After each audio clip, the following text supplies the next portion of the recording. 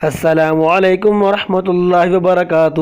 جو اللہ اور اللہ کے رسول صلی اللہ تعالیٰ علیہ وآلہ وسلم پر ایمان لایا، اس کے لیے ضروری ہے کہ ان کے حکموں کا بھی پابند رہے، اللہ کے حکم کو مانے، اس کے اوپر عمل کرے، محمد صلی اللہ تعالیٰ علیہ وآلہ وسلم کے ہر طریقے کو، ہر ادا کو دل کی گہرائیوں سے محبت کے ساتھ تسلیم کرے۔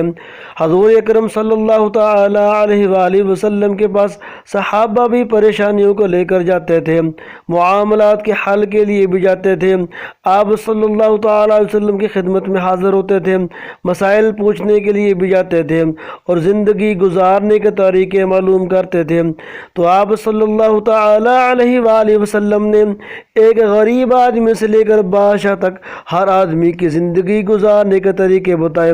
کوئی آدمی جاتا کہ ہمارے گھر کے اندر رزق کی تنگی ہے، کاروبار نہیں ہے، پریشان ہے، تو آپ صلی اللہ تعالیٰ علیہ وآلہ وسلم فرمایا کرتے تھے سورۃ الواقعہ پڑھ لیا کرو، یہ سورۃ الواقعہ 27 پارے کے اندر ہے، اور پھر یہ کہتے تھے کہ میرا دل چاہتا ہے کہ میرے ہر امتی کے سینے کے اندر یہ سورۃ محفوظ ہو جائے۔ اور بہت سارے صحابہ کے واقعہ بھی ہیں۔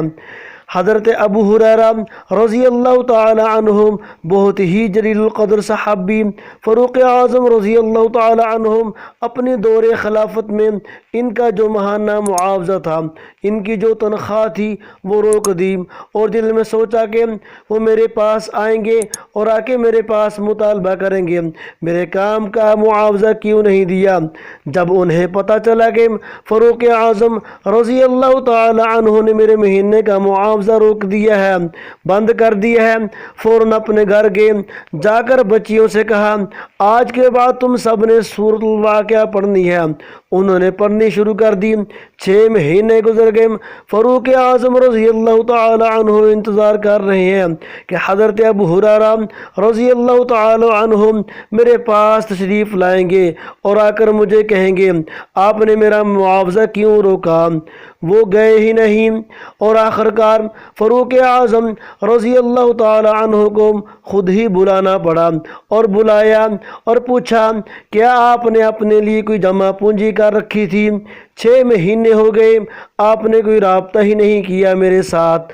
تو انہوں نے کہا جیسے ہی مجھے پتہ چلا کہ آپ نے میری تنخواہ بند کر دی تو میں نے اپنے گھر میں بچیوں سے جا کر بتایا کہ حضور نبی کریم صلی اللہ تعالیٰ علیہ وآلہ وسلم کا بتایا ہوا عمل ہے، کوئی معمولی چیز نہیں، سورۃ الواقعہ پڑھ لو، اللہ اس کی برکت سے مجھے روزی دے رہے ہیں۔ تم نے اپنا دروازہ بند کیا لیکن اللہ نے تو نہیں بند کیا، وہ دروازہ کھلا ہے، سبحان اللہ۔ تو آپ بھی اپنے گھر کے اندر تمام افراد مل کر جو بھی قرآن پاک پڑھا ہوا ہے سورۃ الواقعہ رات کو پڑھ لیا کریں۔ آپ مغرب کے بعد پڑھ لیں، عشاء کے بعد پڑھ لیں، رات کو سونے سے پہلے پڑھ لیں۔ آپ یہ معمول بنا لیں گے تو انشاءاللہ تعالی آپ کے گھروں کے اندر رزق کی تنگی کبھی بھی نہیں ہوگی۔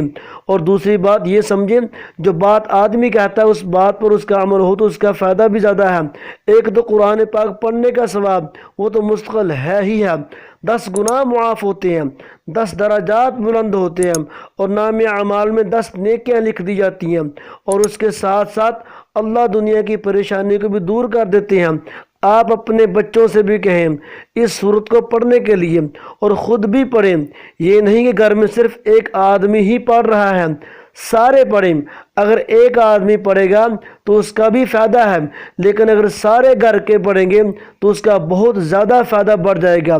اس لیے اس وظیفہ پر اس لیے عمل کریں، یہ وظیفہ ہمارے پیارے نبی صلی اللہ تعالی علیہ وآلہ وسلم کا بتایا ہوا ہے، عام آدمی کا بتایا ہوا نہیں۔